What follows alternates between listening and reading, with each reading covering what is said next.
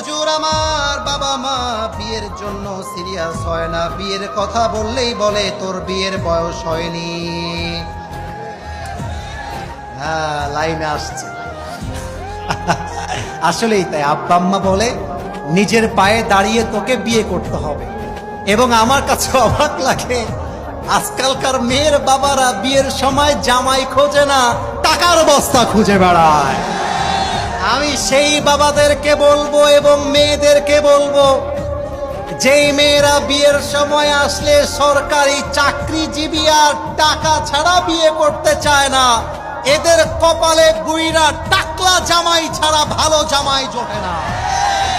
আর একটা কথা বলবো, পার্লামেন্টে আইন পাশ করা আছে 18 বছরের আগে কোনো মেয়ে বিয়ে করলে, এটা নাকি বাল্য বিবাহ, 18 বছরের আগে কোনো মেয়ে বিয়ে করলে জামাই যাবে জেলে। তুই কেন বিয়ে করলি এই বাল্য বিবাহটা? আমার প্রশ্ন কি জানেন, 18 বছর আগে হালাল ভাবে বিয়ে করলে অন্যায় হয়ে যায়, 17 বছরের যেই মেয়েটা পার্কে গিয়ে প্রেম করে আর বাদাম খায় তার বিচার হয় না কেন? এইটা আমি জানতে চাই।